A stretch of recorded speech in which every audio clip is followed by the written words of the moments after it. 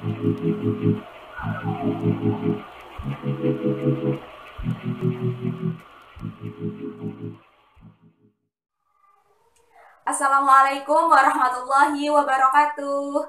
Hi everyone, with me Afifah Rafidatikna. We will discuss something that is related to Islamic law.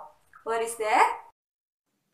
Sebelum kita membahas topik utama di video ini, kita akan sedikit menyinggung terkait pembidangan hukum. Nah, para ahli usul fikih sebagaimana ahli filsafat hukum Islam membagi filsafat hukum Islam kepada dua rumusan, yaitu falsafat tasyri' dan falsafat syariah. Falsafat tasyri' merupakan filsafat yang memancarkan hukum Islam atau yang menguatkannya dan memeliharanya. Filsafat ini bertugas membicarakan hakikat dan tujuan penetapan hukum Islam. Ia terbagi menjadi beberapa bagian. Yang pertama ada Da'aim al-Ahkam, yaitu dasar-dasar hukum Islam. Ada Mabadi al-Ahkam, prinsip-prinsip hukum Islam. Usul al-Ahkam, sumber-sumber hukum Islam. Maqasid al-Ahkam, tujuan-tujuan hukum Islam. Dan Qawaid al-Ahkam, yaitu kaidah-kaidah hukum Islam. Sedangkan falsafat syariah, ia merupakan filsafat yang diungkapkan dari materi-materi hukum Islam, seperti ibadah, muamalah, jinayah, ukubah, dan sebagainya. Filsafat ini bertugas membicarakan hakikat dan rahasia hukum Islam. Termasuk dalam pembagian filsafat syariah adalah Asror al-Ahkam, yaitu rahasia-rahasia hukum Islam, Khosois al-Ahkam, ciri-ciri khas hukum Islam, Mahasin al-Ahkam atau Mazaya al-Ahkam, yaitu keutamaan-keutamaan hukum Islam, dan juga Tawabi al-Ahkam, yaitu karakteristik hukum Islam. Di video kali ini kita akan membahas tentang usul al-Ahkam, yaitu sumber-sumber hukum Islam. Untuk Da'im al-Ahkam dan Mabadi al-Ahkam udah ada di video sebelumnya. Nanti teman-teman bisa cek di description box, akan ada linknya. Para ulama mengelompokkan sumber dan dalil menjadi dua, yaitu dalil yang disepakati oleh para ulama atau muttafaq yang berupa Al-Quran, Sunnah, Ijma', dan Qiyas. Juga dalil hukum yang masih diperselisihkan atau yang biasa disebut dengan mukhtalaf berupa istihsan, istishab, maslahah mursalah, urf, syar'uman qoblana, saddud zariyah, madhab sohabi, dan dalalatul iktiron. Dari berbagai sumber hukum tersebut, terdapat sumber hukum nakli yang berasal dari Allah seperti Al-Quran dan juga Sunnah, ataupun sumber hukum akli, yaitu berdasarkan akal atau pemikiran manusia, berupa ijma', qiyas, dan lain sebagainya. Nah, penetapan Al-Quran, Sunnah, Ijma' dan Qiyas sebagai dalil-dalil hukum yang disepakati itu berdasarkan Al-Quran surat An-Nisa ayat 59. A'udzu billahi minasyaitonir rajim. Bismillahirrahmanirrahim. Ya ayyuhalladzina amanu athi'ullaha wa athi'ur rasula wa ulil amri minkum. فَإِن تَنَازَعْتُمْ فِي شَيْءٍ فَرُدُّوهُ إِلَى اللَّهِ وَالرَّسُولِ إِن كُنتُمْ تُؤْمِنُونَ بِاللَّهِ وَالْيَوْمِ الْآخِرِ ذَلِكَ خَيْرٌ وَأَحْسَنُ تَأْوِيلًا. Yang artinya, wahai orang-orang yang beriman, taatilah Allah dan taatilah Rasul-Nya, dan ulil amri di antara kamu.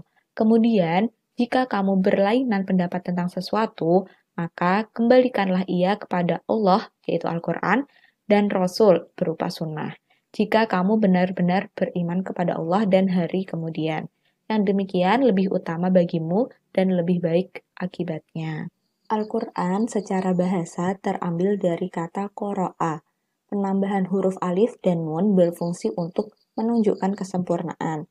Maka secara bahasa kata Al-Quran bukanlah sekedar bacaan, tetapi bacaan yang sempurna. Adapun secara istilah, Al-Quran ialah kalam Allah yang diturunkan oleh Allah kepada Nabi Muhammad melalui malaikat Jibril dengan lafaz berbahasa Arab, dengan makna yang benar, sebagai hujjah bagi Rasul, sebagai pedoman hidup, dan dianggap ibadah membacanya, serta urutannya dimulai dari surat Al-Fatihah dan diakhiri oleh surat An-Nas. Dijamin keasliannya. Al-Quran diturunkan pertama kali di kota Mekah, tepatnya di Gua Hiro, pada tahun 611 Masehi, dan berakhir di Madinah pada tahun 633 Masehi. Oleh karenanya, Al-Quran terbagi menjadi dua ayat, yaitu ayat Makkiyah dan Madaniyah, berdasarkan tempat turunnya. Al-Quran tidak diturunkan secara langsung dalam wujud 30 juz seperti yang biasa kita lihat. Ia diturunkan secara berangsur selama masa kenabian. Hukum dalam Al-Quran dijadikan sebagai undang-undang yang harus diikuti dan ditaati oleh manusia, karena diturunkan oleh Allah, disampaikan kepada manusia dengan jalan yang pasti, dan tidak ada keraguan tentang kebenarannya tanpa ada campur tangan manusia. Dalam Al-Quran terdapat 3 macam hukum, yaitu yang pertama adalah hukum i'tiqodiyah, merupakan hukum yang bersangkutan dengan apa-apa yang diwajibkan kepada mukallaf tentang i'tiqadnya kepada Allah, malaikat-malaikatnya, kitab-kitabnya, juga rasulnya. Yang kedua ialah hukum khulqiyah, yaitu hukum yang bersangkutan dengan apa yang diwajibkan kepada mukallaf atas meningkatkan moral, budi pekerti, adab sopan santun, dan menjauhkan diri dari sikap yang tercela. Yang ketiga adalah hukum amaliyah, yaitu hukum yang bersangkutan dengan apa yang bersumber dari perkataan, perbuatan, perjanjian, dan segala macam tindakan. Salah satu hukum dalam Al-Quran ialah perintah untuk menyembah Allah Subhanahu wa Ta'ala dan tidak menyekutukannya dengan segala sesuatu. Allah berfirman dalam Quran Surat An-Nahl ayat 36 yang artinya, dan sungguh kami telah mengutus Rasul kepada tiap-tiap umat untuk menyerukan sembahlah Allah saja dan jauhilah togut itu. Maka di antara umat itu ada orang-orang yang diberi petunjuk oleh Allah dan ada pula di antaranya orang-orang yang telah pasti kesesatan baginya. Maka berjalanlah kamu di muka bumi dan perhatikanlah bagaimana kesudahan orang-orang yang mendustakan Rasul-Rasulnya. Sunnah ialah segala sesuatu yang berasal dari Nabi, baik berupa perkataan, perbuatan, maupun pengakuan Nabi terhadap suatu peristiwa. Umat Muslim diwajibkan untuk mengikuti perintah Rasulullah. Oleh karena itu, sunnah sendiri berfungsi sebagai penjelas dari Al-Quran yang bersifat global, juga menguatkan dan menegaskan hukum yang ada dalam Al-Quran, serta menetapkan suatu hukum yang tidak ada dalam Al-Quran. Ahli usul fikih membagi sunnah menjadi 3 bagian, yaitu yang pertama sunnah qauliyah, merupakan seluruh perkataan Rasulullah yang didengar oleh sahabat dan diteruskan kepada tabi'in. Yang kedua, sunnah fi'liyah, yaitu seluruh perbuatan dan tingkah laku Rasulullah yang dilihat dan diperhatikan oleh sahabat. Yang ketiga, ada sunnah takririyah, yaitu sikap Rasulullah terhadap kejadian yang dilihatnya. Salah satu sunnah Rasulullah ialah dalam hadis yang diriwayatkan oleh Imam Bukhari dan Muslim, bahwasannya Rasulullah selalu menggunakan atau mendahulukan sisi kanan dalam memakai sandalnya, menyisir rambutnya, cara bersucinya, dan dalam setiap keadaannya. Kata ijma' merupakan masdar atau kata benda verbal dari kata ajma'ah yang berarti memutuskan dan menyepakati sesuatu. Ia juga bisa berarti kesepakatan bulat atau konsensus. Menurut Abdul Wahab Khalaf, ijma' adalah kesepakatan seluruh mujtahid pada suatu masa setelah wafatnya Rasulullah atas hukum syara' mengenai suatu kejadian. Hukum ini didasarkan pada hadis Rasulullah yang diriwayatkan oleh Ibnu Majah, la tajtami'u ummati 'ala dhalalah. Artinya, umatku tidak bersepakat atas kesesatan. Nah, penyebab dilakukannya ijma' yang pertama adalah setelah Nabi wafat, persoalan hukum Islam yang baru muncul tidak bisa ditemukan jawabannya secara langsung dalam Al-Quran dan Sunnah. Yang kedua, karena adanya persoalan yang terus berkembang dan menuntut ketentuan hukum. Macam-macam ijma' itu sendiri ada 2, Yang pertama ada ijma' sharih atau ijma' qat'i, yaitu ijma' yang menampilkan pendapat setiap utama secara jelas dan terbuka, baik melalui ucapan maupun perbuatan. Seluruh ulama sepakat menjadikan ijma' sharih sebagai dalil yang sah dan kuat dalam penetapan hukum syariat Islam. Yang kedua ada ijma' sukuti atau ijma' zonni, yaitu sebagian mujtahid memaparkan pendapatnya secara tenang dan jelas mengenai hukum suatu peristiwa melalui perkataan atau perbuatan, sedangkan mujtahid lainnya tidak berkomentar, menerima atau menolaknya. Bagi Imam Syafi'i dan Imam Malik, ijma' sukuti tidak dapat dijadikan dasar hukum. Namun, Imam Abu Hanifah dan Imam Ahmad bin Hambal berpendapat lain, yaitu menjadikannya sebagai dasar hukum. Salah satu contoh ijma' ialah upaya pembukuan Al-Quran di masa Khalifah Abu Bakar. Qiyas menurut bahasa Arab berarti mengukur, menyamakan, atau membandingkan. Sedangkan menurut istilah ahli usul adalah menghubungkan suatu kejadian yang tidak ada nas hukumnya dengan kejadian lain yang telah ada nas hukumnya karena ada persamaan ilat. Rukun qiyas ada 4. Yang pertama yaitu asal atau pokok, yang merupakan objek yang telah ditetapkan hukumnya oleh Al-Quran, hadis Rasulullah, ataupun ijma'. Asal disebut juga maqis alaih, artinya adalah yang menjadi ukuran. Contoh asal adalah hukum minuman khomer yang telah ditetapkan hukum haramnya dalam Al-Quran berdasarkan Quran Surat Al-Ma'idah ayat 90.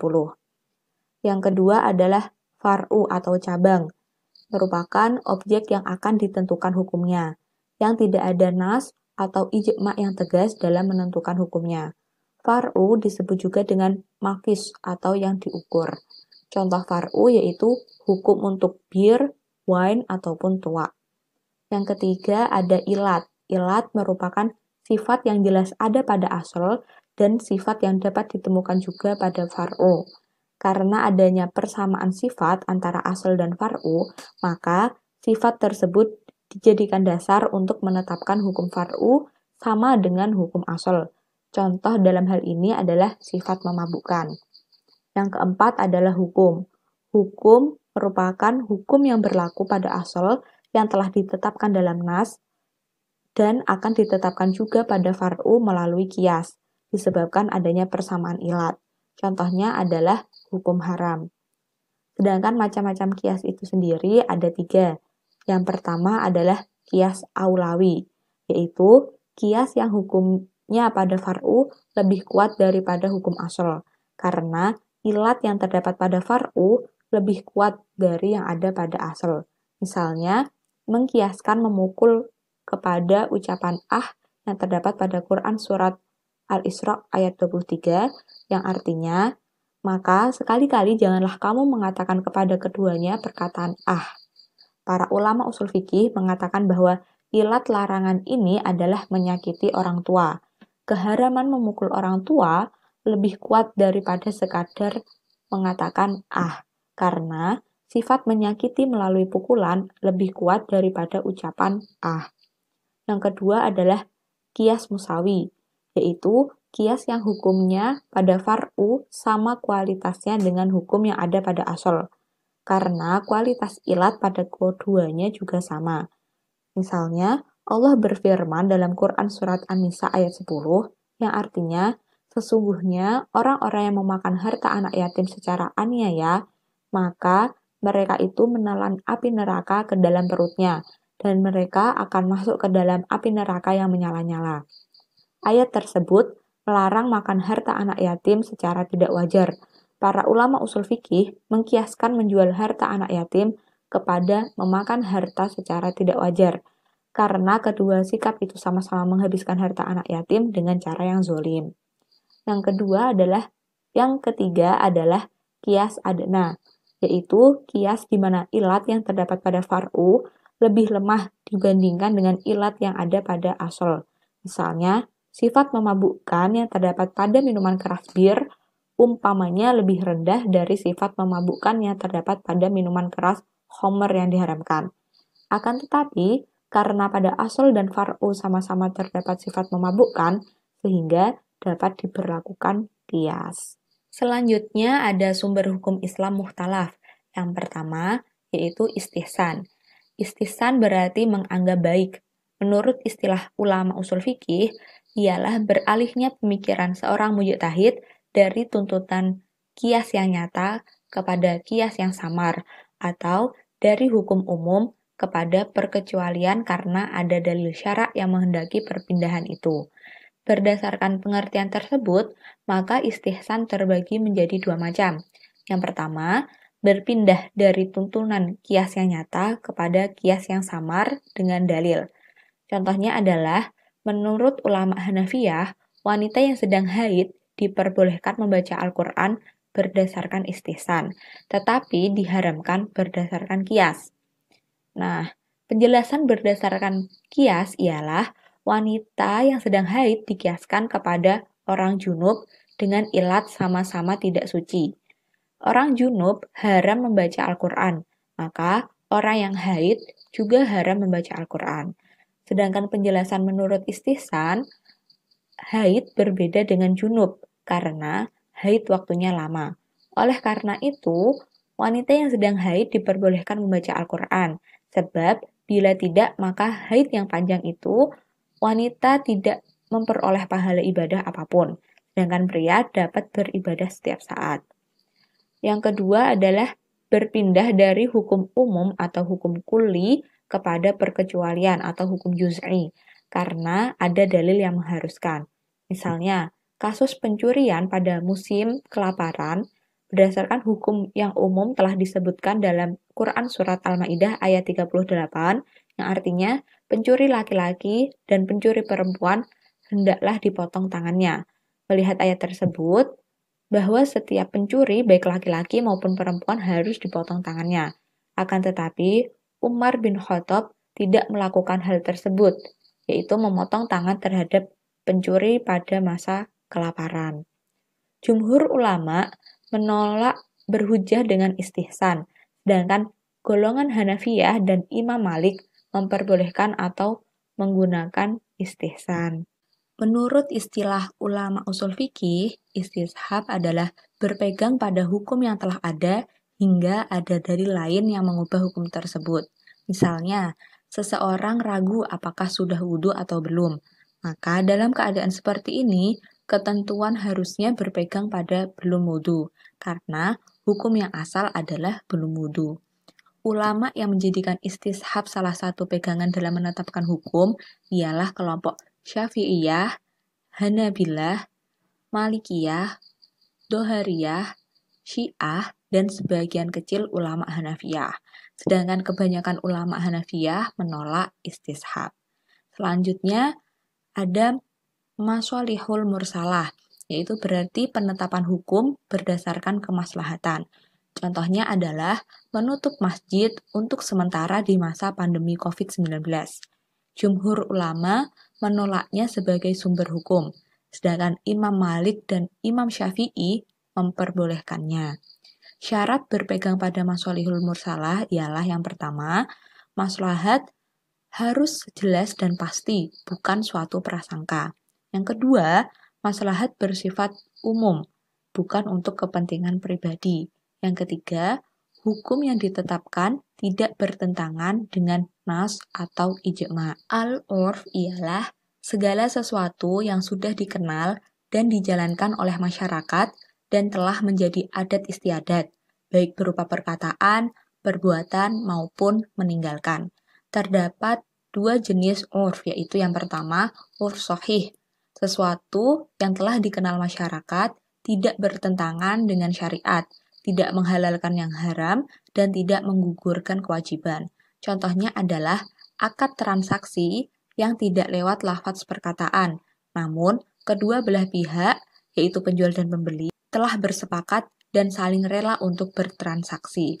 Yang kedua adalah urf fasid, yaitu sesuatu yang dikenal bertentangan dengan syarak.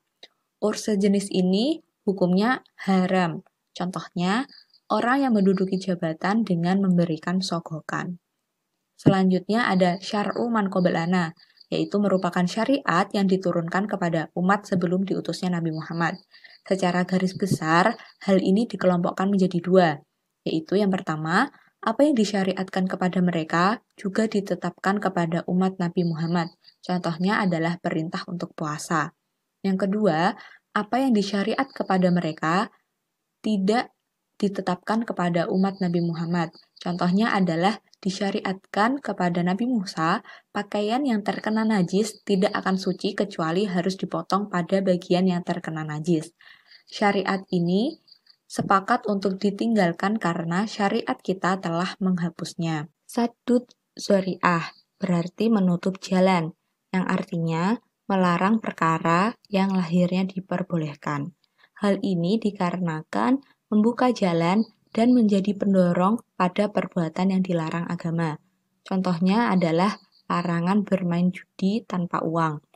Mazhab Maliki berpendapat bahwa sadud zori'ah dapat dijadikan sumber hukum, sedangkan Imam Abu Hanifah dan Imam Syafi'i berpendapat sebaliknya. Selanjutnya ada mazhab Swahabi, yaitu fatwa para sahabat mengenai berbagai masalah setelah wafatnya Rasulullah.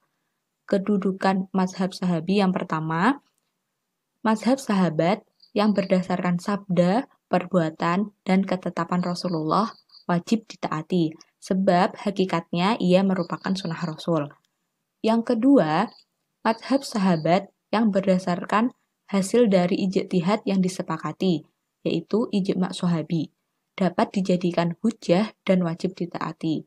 Contohnya adalah mengenai bagian harta waris nenek, yaitu 1/6. Yang ketiga, mazhab sahabat yang berdasarkan hasil ijtihad yang tidak disepakati, tidak dijadikan hujjah dan tidak wajib diikuti. Yang terakhir ada dalalatul iktiron, yaitu dalil-dalil yang menunjukkan kesamaan hukum terhadap sesuatu yang disebutkan bersamaan. Kedudukannya sebagai sumber hukum, yang pertama, jumhur ulama berpendapat bahwa dalalatul iktiron tidak dapat dijadikan hujjah, sebab bersamaan dalam suatu susunan tidak mesti bersamaan dalam hukum. Yang kedua, Abu Yusuf dari kelompok Hanafiyah, Ibnu Nasar dari kelompok Malikiyah, dan Ibnu Hurairah dari kelompok Syafi'iyah menyatakan dapat dijadikan hujjah.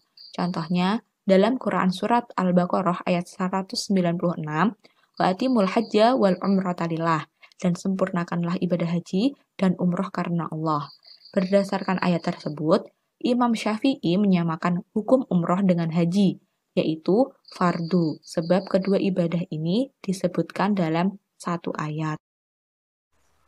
Okay, that's all. I hope what we discussed today is useful for all of us. Thank you. Wassalamualaikum warahmatullahi wabarakatuh.